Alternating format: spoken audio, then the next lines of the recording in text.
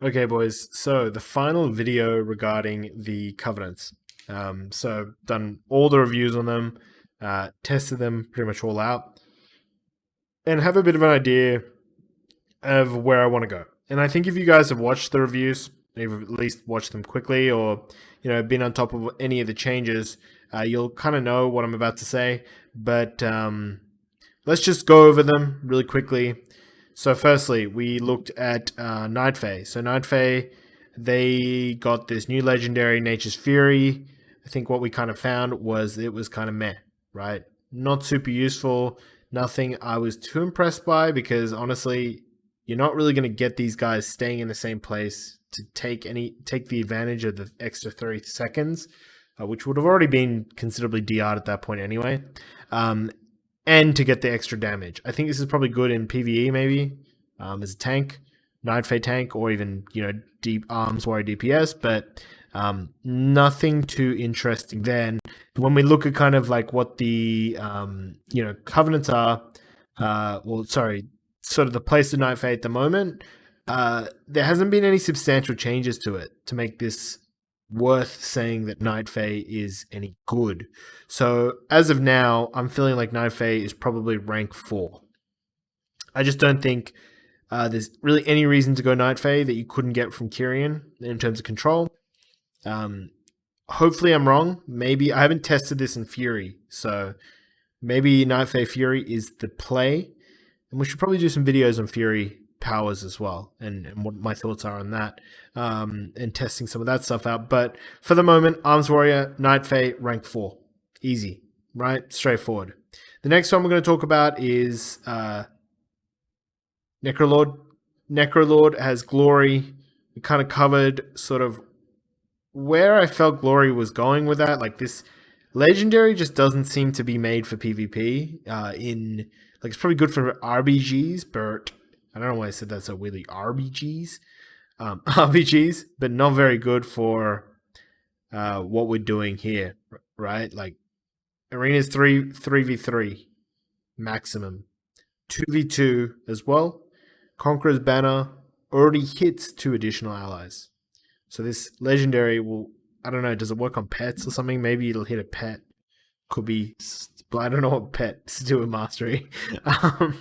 But the, I guess, interesting part is the fact that it's like using rage extends it.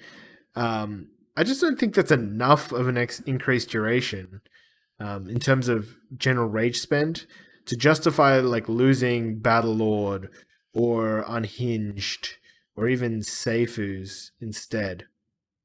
Not too interesting.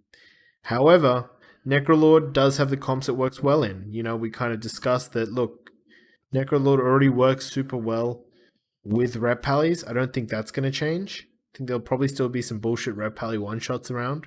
I think there'll be some other classes that might do really well mastery. Maybe Unholy DK or Demon Hunter could be good. I don't know what their masteries do, but I feel like Unholy DK is kind of like, it's got a mastery vibe. There's classes like Windwalker, Shaman, Unholy DK, you're like, they feel like they should be like mastery. Whereas like Warrior and like Priest is like very obviously haste verse. Completely no reasoning for that. But overall, I find Glory to be a very underwhelming legendary. I think Necrolord's already sort of good, so it fits really nicely in rank 3. It's obviously not going to be better than Venthyr, just in terms of flexibility. Like, you can really only play 1 or 2 good comps optimally as Necrolord, which might change with buffs and all this kind of stuff. I would like to preface that this is the 11th of June. A lot of stuff could change, and if it changes, then maybe it's free content, so we're just going to be making more videos on this stuff. Honestly, I don't rate Glory. I've played Necrolord on retail. It's fun. It's rank 3 though. It's not better than Kyrian or Venthyr. So let's talk about the contentious ones, right? We have Kyrian and Venthyr left. This is where we actually pull out the stuff to kind of show why it's going to be useful, right? So when we look at Necrolord, Venthyr, you get Fatal Flaw. Fatal Flaw gives you essentially 20% verse just 20% damage increase, which I imagine the stacks of the trinkets would be 28% increased damage on a target. So about 30% extra damage, and I just realized that that is completely covering it. So let me move it. That's essentially 30% buff after you've just gotten 20% haste from this, which is about every minute and a half, which is absolutely very, very strong. And obviously, like baseline Kyrian with, Venthyr with Familiar Predicaments is always going to be strong. I think Dora Shadows is definitely pretty useful as well to stay on targets that are just running away a lot.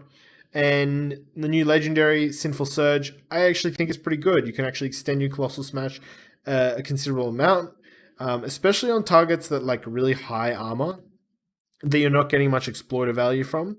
I think Sinful Surge is absolutely the way to play. Much, much better. Like I just think you get more value because sometimes you'll be like hitting a warrior with this double stack condemn mortal strike for like 4k. It's like, what's the point? So yeah, I really like Sinful Surge. I think Venthyr is looking really juicy. It's looking really strong. But before I can make a judgment on it, let's hop into the Kyrian. And when we talk about the Kyrian, we're looking at Elysian Might, which is the absolutely bonkers legendary that increases the Spirit Bastion's duration by 4 seconds, which means you can lock down, hypothetically, the entire Threes team for 8 seconds in one spot. And just imagine how obnoxious that is, because it's not like a root, it's not a Nova, you can't dispel it. I think the only way you can really get out of it is like Feign Death. I don't know if you can Avatar out of it. Maybe you can, but immunities essentially the only thing that let you get out of Spirit Bastion. So really, really strong. 8 seconds of Spear is nuts. It essentially means that for a sixth of the active portion of the game, about approximately, you can have a Spirit Bastion on someone, which is nuts. Also, it gives you a little bit more by giving you more critical strike damage, which is also nice, right? You do more damage. You do harder blade storms. You hit more. Good. Not critical strike percentage, right? Just the damage. But still a nice to have, because I think the first sentence of this legendary is a really big positive towards it. And then, unfortunately, I've deleted the PTR tune, which had my Kyrian character, so I'm a genius. So we're going to swap onto Wowhead to look at those new changes. So the new Pelagos traits are Path of the Devoted, which is this one on the right, which is after let go of the past, which was about 3% damage reduction. Pelagos gives you mastery, and Better Together, which gives you a little bit of mastery as well, 52 mastery. Pretty good, you can always have that, so it's nice. And you can give 52 mastery to your friend as well. So this is the one I think I'm more interested in, generally against like Rogue Mage or anything where I'm going to be getting consistently hit with loss of control effects, which is very common. So essentially when they have their go, you get a 15% damage reduction and you get better movement speed. So, if you're slowed considerably, you can take the stun, you take less damage, and you have D-stance, and you might have parry or BM or whatever, and then you just leap away and you can't even be slowed that much. So I think this is really, really good. Excellent soulbind ability. Huge amount of value from it compared to Venthyr and a lot of the other ones as well. I think it's probably one of the best traits in the game for PvP. Then the Kappa trait is also really good. So you get this low chance you hit Doubt. I don't know what the percentage of this proccing is. For anyone who's really into PvE, let me know. Newfound Resolve gives you 12% primary stats, so 12% strength, which is a considerable buff. I think, let me just check on my character now. That is probably with the new gear, about I imagine we'll go to like 1700 strength. So probably 190 strength. Which if we look at like a PvP trinket, you get 204 from like a 226 trinket for 15 seconds. So obviously really, really nice.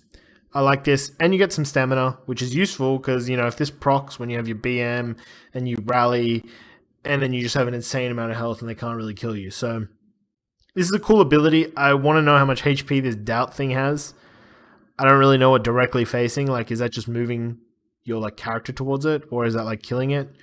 Does it do damage to you? All these questions. But generally, this is really, really good.